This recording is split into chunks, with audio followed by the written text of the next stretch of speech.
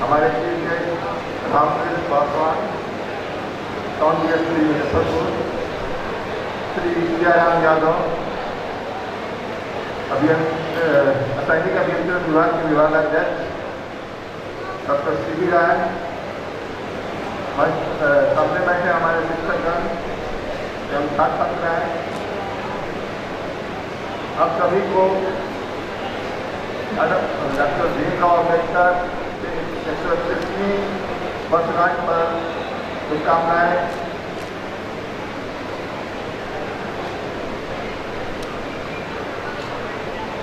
जय भीम।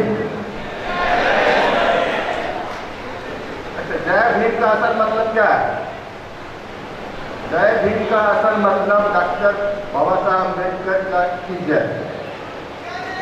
डॉक्टर अम्बेडकर की जय का मतलब है कि उनकी विरासत, आदर्शों और उनके द्वारा देश को दिए गए संविधान, इन सब की जय।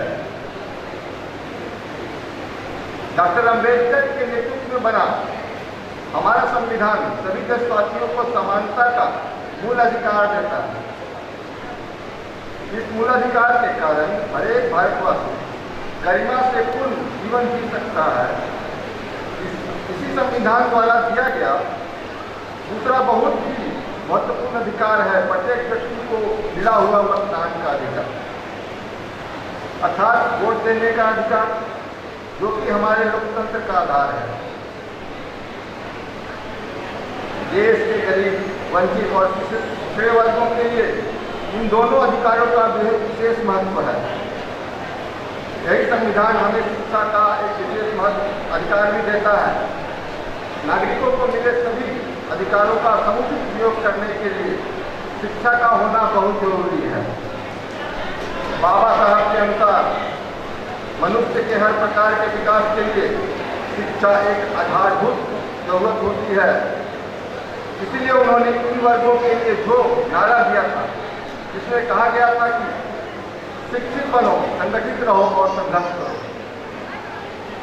उनमें हम सब देखते हैं कि बाबा साहब ने शिक्षा को ही प्राथमिकता दी थी। बाबा साहब के मुताबिक शिक्षा का सिर्फ किताबी ज्ञान तक ही सीमित नहीं होना था। उनका कहना था कि शिक्षा मनुष्य की प्रवृत्ति की कसौटी है। मित्रों, बाबा साहब के जीवन के बारे में जानकर सभी को, खासकर युवाओं को बहुत प्रेरणा मिलती है।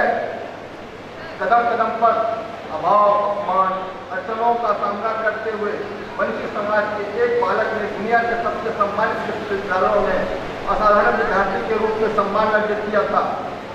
जब वे केवल 27 वर्ष के थे, तब उनका एक महत्वपूर्ण लेख प्रकाशित हुआ था, जिसका नाम था small holding in Indian and their remedy.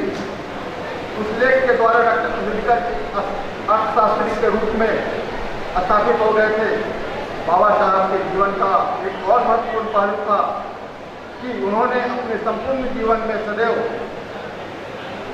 अहिंसा और करुणा का मार्ग चुना। जिन मुद्दों पर बाबा साहब को आम जनता का हित दिखता था, उन मुद्दों को वो हमेशा अहिंसा के मार्ग पर चलकर आगे बढ़ाते रहे और अंततः उन्हें सफलता भी मिली। देश की महिलाओं को संपत्ति में अधिक बराबरी का हिस्सा दिलाने के लिए उन्होंने केंद्रीय मंत्रिमंडल से इस्तीफा भी दे दिया था।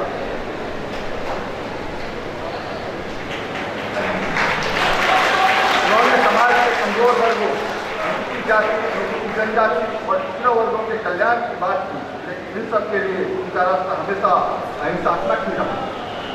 संवाद के द्वारा, चर्चा के द्वारा लोगों के सामने अपनी बात रखकर वे सहमति बनाते थे, क्योंकि बाबा साहब का मानना था यह देश अपना है, यहाँ के सब लोग अपने हैं और समाज के कमजोर वर्गों को न्याय दिलाने हेतु जो भी करना हुआ सदैव अहिंसात्मक तरीकों से ही व्यापक में हासिल किया जा सकता है, ताकि समाज में हमेशा सौहार्द का वातावरण बना रहे।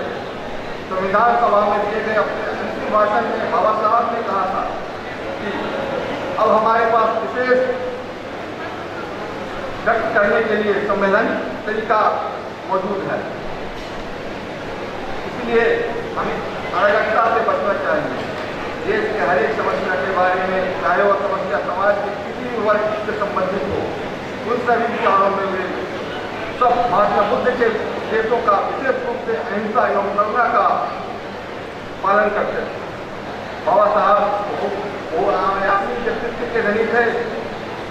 अगर उनके इन विचारों को अमल में लाया जाए तो समाज ज़्यादातर समस्याओं जैसे जाति, लिंग, आर्थिक, राजनीतिक और धार्मिक सभी पहलुओं पर पैनी नजर रखी जा सकती है। साथ ही न्यू इंडिया के लिए एक नया मॉडल और डिजाइन भी तैयार किया जा सकता है। धन्यवाद।